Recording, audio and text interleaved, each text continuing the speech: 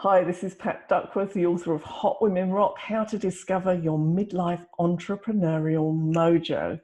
And my guest today, I met in London at the Public Speakers Association earlier this year. And because she has a rock star brand, it just seemed absolutely ideal that I'd be talking to her. So my guest today is a branding expert and rock star. She's dedicated to helping entrepreneurs exponentially increase their profits, work with the people who excite them, and revel in the genuine thrill of getting paid to do what they love to do. And we all enjoy that. She chaired the education committee for the NAWBO and is currently a member of eWomen Network, Public Speakers Association, and the Women's Coaching Association. She speaks to audiences across the world to educate and support business owners as they create their rock star brands. She's a 2 times #1 best-selling author and was recently awarded the Best of the West in Branding Award. So I just can't wait to introduce you to Amber Griffiths. Hi, Amber, how are you? Hello, Pat. I'm well. Thank you. I'm excited to be here.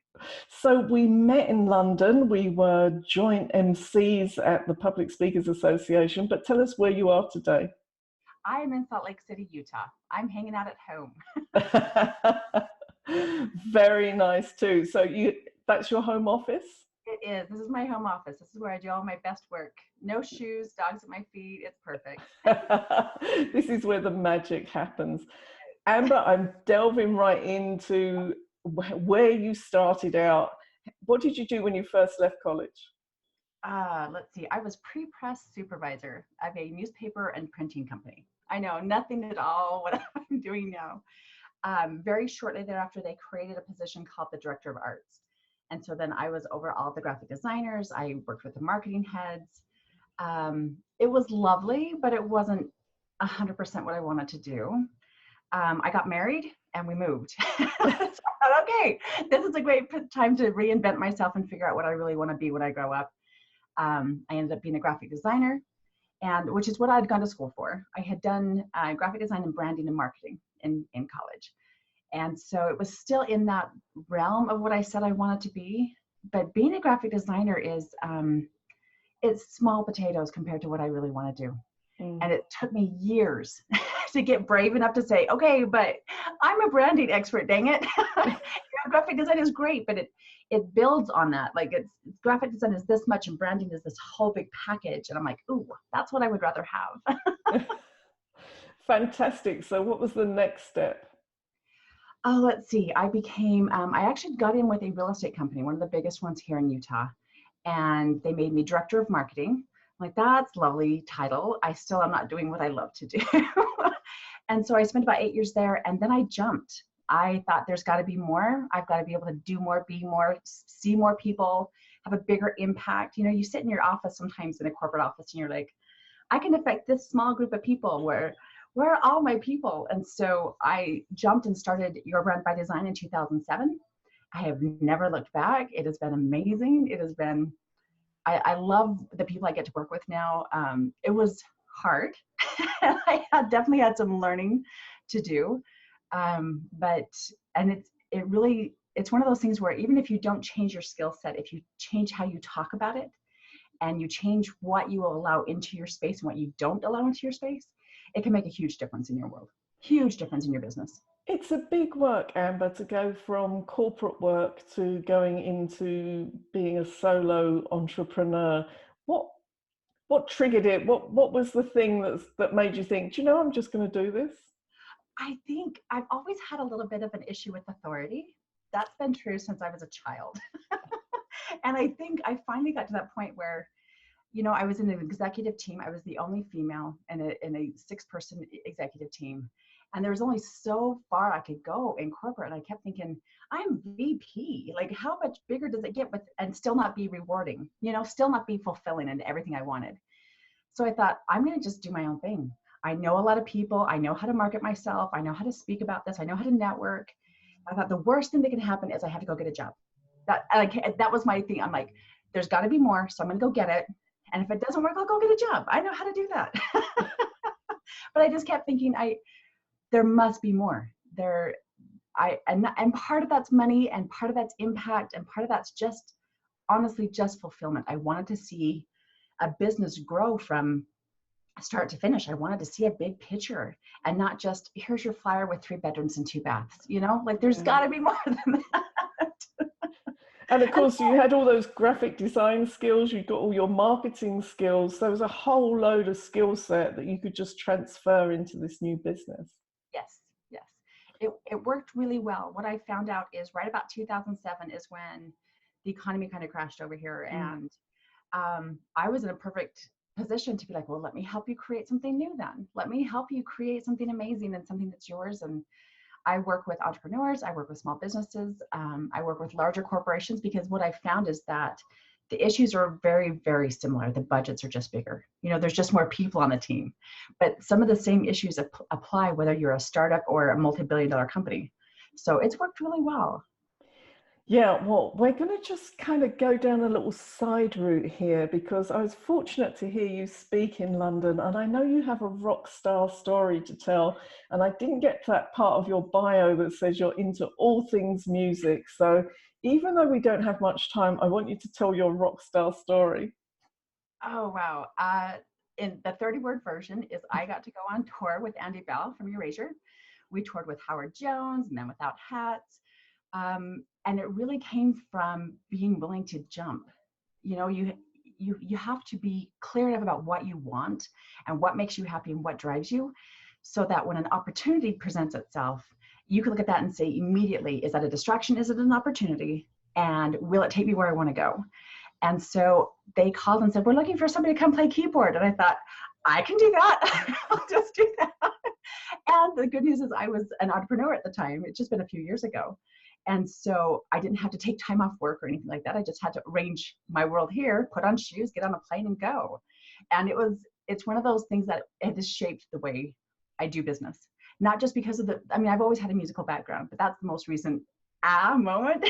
But it really taught me everything else will land. You know your stuff, just jump. If it looks like it's going to be amazing, if it really is an opportunity, just jump and figure out the rest later. It didn't give you the taste for stardom, did it? It didn't make you think, I'm going to just go and do this. It reminded me how much I love the stage. And so even though I speak from stage rather than play keyboards from stage on a daily basis, there's something about the impact you can have on that many people all at once that is incredibly sexy. It's addictive. I love being on stage. I had spent years up to that point trying not to be on stage. Loving it and wanting to be and being drawn to it, but going, no, nobody wants to hear from me. I don't have anything to say. And after that, I'm like, no, I'm out there. This is where I need to be. I'm going to come play. You and I had a lot of fun in London with that, didn't we? It was so fabulous. I was one of those best trips where you come back and you think, that was an amazing experience. I got to speak. I met some of the most amazing people. It's fabulous to reconnect. Yeah, wonderful. So this is Pat Duckworth, and I'm talking to Amber Griffiths and all about her Rockstar brand. So I'm just wondering, that change of identity from corporate into being an entrepreneur, it really is quite a big thing. How did you embrace that? What were the challenges for you? One of the big ones was boundaries, especially as a brand new entrepreneur and as you're starting something new.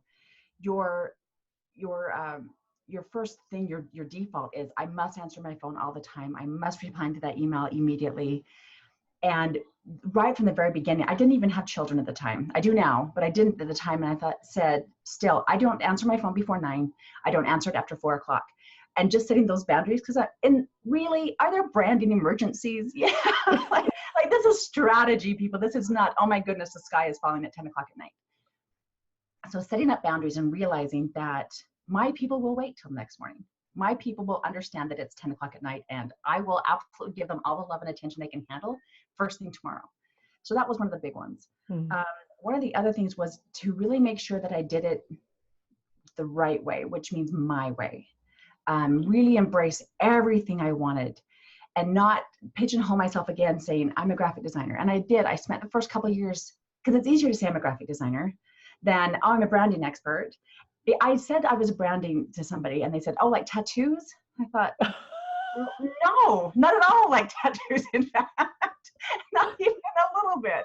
So it still took some finesse for sure. But I was always focused on, if I'm going to do this my way, I want 100% of me. The parts that I love, I want to be able to share that with my people. And that's what really drove me. Yeah. So what is your passion around it? What's your purpose in this business? I've watched so many people try to start a business and fail. And sometimes it takes 6 months. Sometimes they work at it for 6 years and then close the doors. And it almost always comes down to staying focused on what they really decided they wanted to create. And as I watch people struggle, I'm like, you could do this the easy way. This could be fun. This could be easy. This could be profitable. And as I watch them, I'm really, really passionate about there is no competition. Don't worry about what other people are doing. Doing it their way doesn't work for you and your people anyway. So I just want people to have more joy and more money. And honestly, this should be thrilling adventure. If you are working in business, even if it's not your own, even if you're in corporate, there are ways to just absolutely love what you do. You just have to claim it. You just have to get your big girl pants on and go for it. You just have to be clear about what it is and then just go for it and accept no substitutes, no apologies for who you are, no disclaimers, just love it. And I think it elevates the entire world when you get to make this happy smiley face when you go to work. I So think it's just so important that if you're becoming an entrepreneur or you are an entrepreneur already, that it's something that lights you up. Because if it doesn't light you up, what is the point? Your clients are going to see that you're not really that much into it.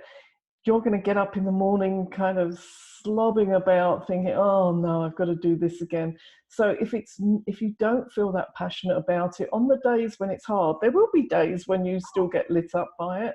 But on the days when it's hard, you've really got to be passionate about it to keep going at it. exactly. That's what I tell people. I say you have to create something that even on those days when you just want to curl up in bed with a blanket, you still get your bed out of bed because you know what you're doing matters. And you know what you're doing is like, you can't keep it inside because it's just going to bubble up and out. Like that's on those days, because you still have those days. But that's when you really, like you said, you have to love it. You get to love it. And you get to work with people who excite you, not the ones where you cringe when they call you. Like Yeah. that will drain your energy faster than anything. Yeah, and I'm sure rock stars have days when they get up and they think, oh, I've got to do another concert.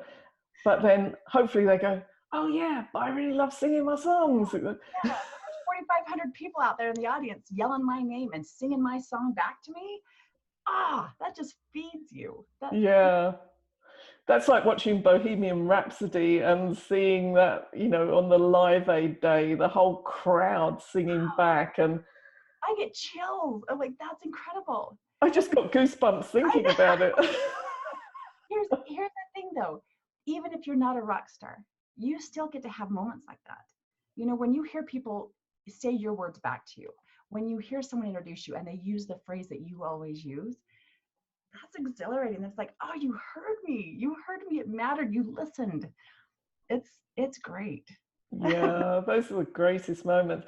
So tell me, what does success mean to you now? Oh, success is doing it my way. And not like an obstinate, ruler, but realizing that my lifestyle gets to be in charge, that Mm. my business gets to support what I wanted to create in life. I get to take some time off. I get to go in the middle of the day and go listen to my daughter's recital because that's what I've created. Not the other way around. I'm not driven by my business. The lifestyle of a little bit of flexibility. I get to say no to people when they say, I don't have to jump at every credit card that's handed to me.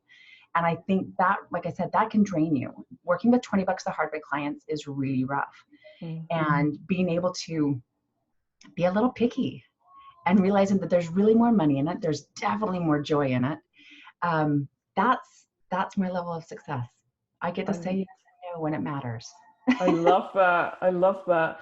And if People watching, if they're new entrepreneurs, what's your top tips for new entrepreneurs? Oh, let's see. First, get super clear about what you want to create. Don't start your marketing until you know what it is you bring to the table. That thing that you would do in your sleep, that thing that you would do for free if your business didn't depend on it. Get really clear about that. And then get really clear about who your audience is. Not a target audience, but an ideal client. Ones that are excited to pay you to do what you love to do. The ones who not just want you, but you want to work with them too. And focus on, and when you craft a message, make it reflect you and attract them. Don't worry about what the rest of the industry is doing. Don't worry about what you thought you were going to do 5 years ago. Check in about every 6 months and make sure it's still taking you where you want to go. Because it's easy to take that left turn and just get completely sidetracked, and all of a sudden it's 10 years down the road and you're like, how did I get here? So stay focused and don't come back and check in with what you said you wanted. It's important to, and it's going to drive your business. Yeah, definitely. Good advice. And people watching, if they would like to find out more about you and your rockstar branding, how do they do that? They can go to yourbrandbydesign.com/duet, DUET. You can read all about me on the website, but if you want to have a conversation, go to Duet and just claim a spot on my calendar. We'll have a chat. Not just a chat, you have a duet. We'll have a duet. It's what we do. How much fun is that? So what have we learned today? We've been learning that branding, it's, graphic design is part of branding, but it's not all of it. And there's a lot more to it, and there's a lot more to branding than just marketing as well. It's sort of how it all comes together. It's so important to set boundaries around your business, particularly so that when you're so passionate and you're so driven that you don't burn out around it. And getting that clarity, not really starting to look at branding and marketing till you're really clear about what it is you want to do. But, let's go back to that passion. Let's be rock stars in our businesses. Thank you so much, Amber. It's been so great talking to you again. Oh, thank you, Pat. This has been an absolute pleasure. And keep looking out for more of these conversations with amazing entrepreneurs. We never know what we're going to learn. I'll see you next time.